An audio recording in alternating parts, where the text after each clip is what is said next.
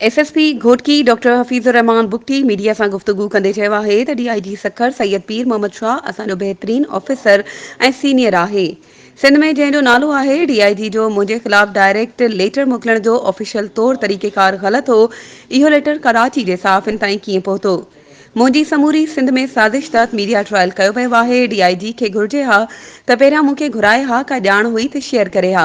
बुगटी साहब वधीक चयो त एसएचओ शकूर लाखो जी गिरफ़्तारीअ बाद डीआईजी सखर के मुंहिंजे ख़िलाफ़ लेटर लिखण यादि आयो, पहिरियां छो न लिखे पियो।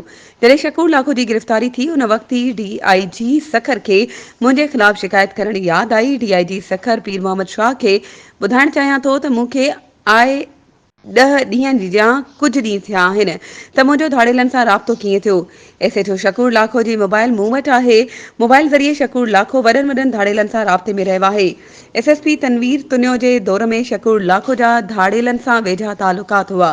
समूरा सबूत मौजूदु आहिनि। इन जी मोबाइल मूं वटि आहे। वधीक ख़बरूं ऐं अपडेट्स जे लाइ असांजे चैनल खे सब्सक्राइब कयो ऐं हा, बेल आइकन खे प्रेस करणु न विसारिजो त जीअं असांजी हर नई अचण वारी वीडियो तव्हां ताईं पहुची